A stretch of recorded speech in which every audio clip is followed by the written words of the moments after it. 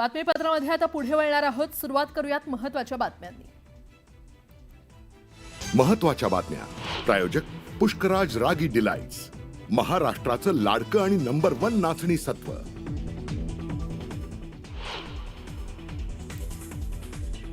मनसे नेते अविनाश जाधव यांना पहाटे 3:30 वाजता पोलिसांनी घेतलं ताब्यात. मीरा भाईंदरमधील मोर्चाला परवानगी नाकारल्यानंतरही मनसे ठाम असल्यामुळे कारवाई. शहरातील बंदोबस्तात वाढ.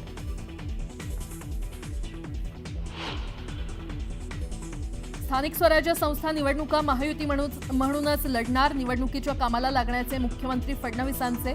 वर्षावर निवासस्थानी झालेल्या बैठकीत मंत्र्यांना आदेश.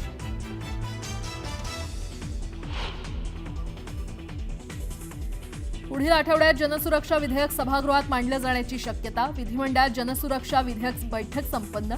मुख्यमंत्री फडणवीसांनी घेतला आढावा.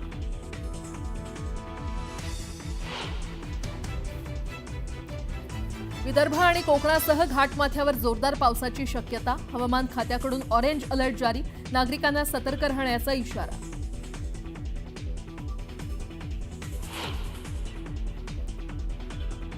मुंबईला पाणीपुरवठा करणाऱ्या धरणांमध्ये 67.88% जलसाठा. गेल्या वर्षीच्या तुलनेत 54% अधिक जलसाठा झाल्यानं पाण्याची चिंता मिटली.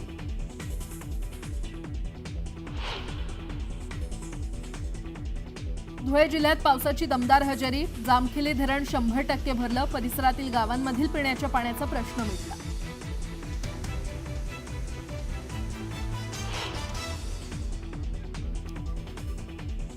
भारतातील सर्वच भाषा या राष्ट्रभाषा. हिंदी मराठीच्या वादावर राष्ट्रीय स्वयंसेवक संघानं जाहीर केली भूमिका.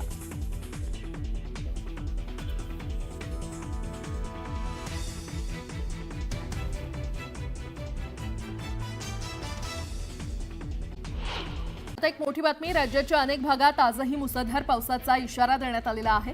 विदर्भातील 8 जिल्ह्यांना मुसळधार पावसाचा अलर्ट देण्यात आलाय. विदर्भातील अमरावती, वाशिम, यवतमाळ, नागपूर, भंडारा, गोंदिया, चंद्रपूर आणि गडचिरोली या जिल्ह्यामध्ये मुसळधार पावसाची शक्यता वर्तवण्यात आलेली आहे. तसंच रत्नागिरी आणि साताऱ्याच्या घाटमाथ्यावर जोरदार पावसाची शक्यता असल्यानं ऑरेंज अलर्ट देण्यात आलेला आहे. तर पालघर, ठाणे, रायगड, सिंधुदुर्ग, जळगाव, पुणे घाटमाथा, नाशिक घाटमाथा, कोल्हापूर घाटमाथा, हिंगोली आणि नांदेड जिल्ह्यात जोरदार पावसाची शक्यता आहे.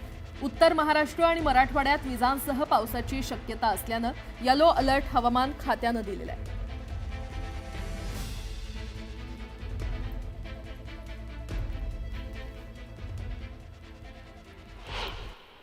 मुंबईतील वैतरणा जलाशय 90% भरलंय आणि यामुळे जलाशयातून 3000 क्युसेक पाण्याचा विसर्ग करण्यात आलेला आहे. धुळे जिल्ह्यात पावसानं दमदार हजेरी लावली आहे. यामुळे जामखेली धरण हे 100% भरलंय. यामुळे परिसरातील गावांचा पिण्याच्या पाण्याचा प्रश्न मिटलाय. वाशिम जिल्ह्यामध्ये पावसानं जोरदार हजेरी लावली. पावसामुळे सखल भागात पाणी साचल्यानं नागरिकांची गैरसोय झाली आहे.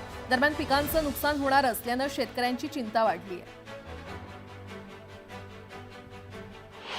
राज्यातील निवडणुकांचं पडघम वाजल्यानंतर विविध राजकीय पक्षांनी निवडणुकीच्या अनुषंगानं तयारी सुरू केलेली आहे आणि आता निवडणूक आयोगानं देखील यासाठी महत्त्वाची बैठक बोलावली.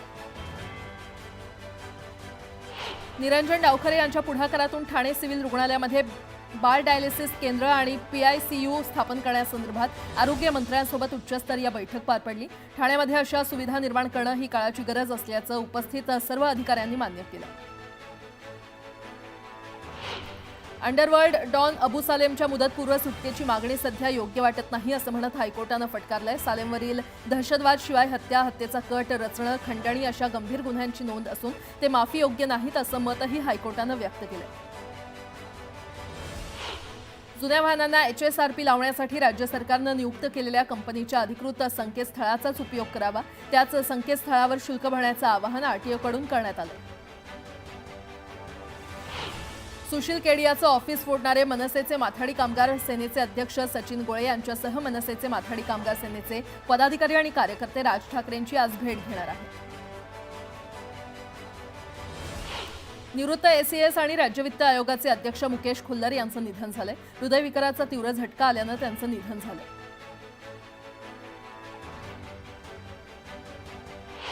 अमरावती मतदारसंघाचे माजी मंत्री जगदीश गुप्ता यांचा शिवसेनेमध्ये जाहीर पक्षप्रवेश पार पडला. उपमुख्यमंत्री एकनाथ शिंदेंच्या उपस्थितीमध्ये त्यांनी पक्षप्रवेश केला. ख्वाजा मोहम्मद बादशाह कादरी यांचा सालाबाद प्रमाणे 48वा संदल कर्नाटकात पार पडतोय. या संदलमध्ये महाराष्ट्रातील बहुतांशी अनुयायी मोठ्या संख्येनं सहभागी होतात. यासाठी रेल्वे मंत्रालयातर्फे हैदराबादहून विशेष ट्रेनची व्यवस्था करण्यात आली आहे. पलावा येथील नवीन उड्डाणपुलाची नागरिकांनीच पोलखोल केली आहे. पावसामुळे संपूर्ण उड्डाणपुलावर चिखल झाल्याचा व्हिडिओ व्हायरल झालाय. मुंबईसह राज्यातील प्रवाशांना वाहतूक सेवेसाठी ई बाईक टॅक्सीचा पर्याय खुला झालाय. राज्यात लवकरच ई बाईक टॅक्सीला मंजुरी मिळणार असून अधिकृतरित्या रस्त्यावर ई बाईक टॅक्सी धावणार आहे. महाराष्ट्रात किमान 50 ई बाईक टॅक्सींचा ताफा असलेल्यांनाच परवाना दिला जाणार आहे.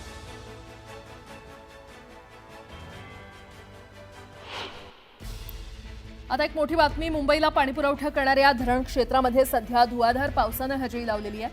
तब्बल 9,82,413 दशलक्ष लिटर पाणी जमा झालंय.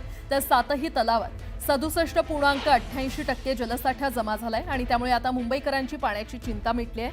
विशेष म्हणजे गेल्या वर्षी 7 जुलै रोजी फक्त 14% जलसाठा शिल्लक होता.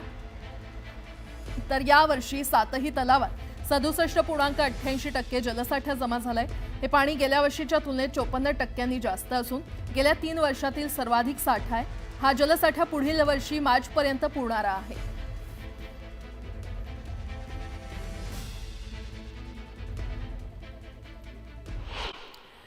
सुरुवातीला एक मोठी बातमी. मीरा भाईंदरमध्ये आज मनसेकडून मोर्चाचं आयोजन करण्यात आलंय आणि या मोर्चाच्या माध्यमातून व्यापारी संघटनेनं काढलेल्या मोर्चाला मनसे उत्तर देणार आहे. तत्पूर्वी पहाटे 3 वाजताच मनसे नेते अविनाश जाधव यांना पोलिसांनी ताब्यात घेतलंय. मध्यरात्री 12 वाजल्यापासून जाधव यांनी मीरा भाईंदरमध्ये येण्यास त्यांना मनाई करण्यात आली होती आणि आता साधारण 3-3:30च्या दरम्यान अविनाश जाधव यांना काशीमेरा पोलिसांनी ताब्यात घेतलेलं आहे. मीरा भाईंदरमध्ये मनसेकडून मोर्चाचं आयोजन करण्यात आलेलं आहे. या मोर्चाच्या माध्यमातून व्यापारी संघटनेनं काढलेल्या मोर्चाला मनसेकडून उत्तर देण्यात येणार आहे. तत्पूर्वी पहाटे 3-3:30 वाजण्याच्या सुमारास मनसे नेते अविनाश जाधव यांना पोलिसांनी ताब्यात घेतलं असल्याचं कळत आहे आणि या संदर्भात अधिक माहिती देत आहेत आमचे प्रतिनिधी अविनाश जाधव आपल्यासोबत जोडले गेलेले आहेत. अविनाश, माफ करा, आमचे प्रतिनिधी अजित मांढरे आपल्यासोबत जोडले गेलेले आहेत. अजित, अविनाश जाधव यांना ताब्यात घेतलं असल्याचं कळतंय, काय अपडेट? आज जो मीरा रोडमध्ये मोर्चा आहे या मोर्चामध्ये मनसे सामील होणार होतं आणि त्या दृष्टीने अविनाश जाधव यांनी काल मीरा रोडमध्ये जाऊन त्या ठिकाणी आव्हान देखील केलं होतं भूमिपुत्रांना की मोठ्या संख्येने या मोर्चामध्ये सामील व्हा. तत्पूर्वी काल साधारणपणे दुपारीच नोटीस बजावली होती अविनाश जाधव आणि मनसेच्या काही पदाधिकाऱ्यांना. मध्यरात्री 12 वाजल्यापासून ते पर्यंत मीरा रोडमध्ये त्यांना येण्यास मनाई करण्यात आलेली आहे आणि याच पार्श्वभूमीवरती अविनाश जाधव यांनी एक व्हिडिओ स्वतःचा पोस्ट केला होता सोशल मीडियावरती आणि मी परिस्थितीमध्ये येणार, मला नोटीस जरी आली असली किंवा मला कोणी जरी अडवलं तरी मराठी करता मी येणार, अशा पद्धतीने त्यांनी ती फेसबुक पोस्ट केली होती. यानंतर पोलिसांनी ते रात्री 3 ते 3:30 वाजता त्यांच्या ठाण्यात राहत्या घरी जाऊन त्यांना ताब्यात घेतलेलं आहे. मनसेचे इतर पदाधिकारी पुष्कर विचारे असतील, रवींद्र मोरे असतील, यांना देखील पोलिसांनी घेतलेलं आहे. पुढची कारवाई जोपर्यंत मोर्चा पूर्ण होत नाही आणि त्यांना जी नोटीस बजावलेली आहे 24 तासांची मीरा रोडमध्ये मनाईची, ती पूर्ण होईपर्यंत यांना ताब्यात ठेवणार आहेत. एकीकडे जो मीरा रोडमध्ये मोर्चा निघाला होता व्यापाऱ्यांचा आणि त्या मोर्चाच्या विरोधामध्ये काढला जाणार आहे.